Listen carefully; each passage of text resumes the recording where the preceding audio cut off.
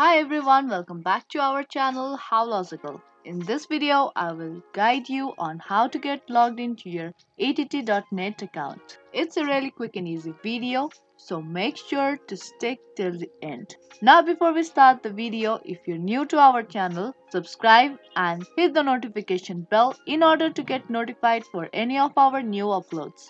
Now let's get into the video. Firstly, you need to open up any web browser on a PC, and on the URL bar, search for att.net and press enter on a keyboard. Once you do that, you will be directly taken to its official homepage. Now, in order to get logged into your att.net account, you have to tap on the sign in button at the top right of your screen. After that, you will taken to its login page. Now here, you have to type in your user ID and the password of your account. You can tap on the show button to reveal your password and double check your password before moving on.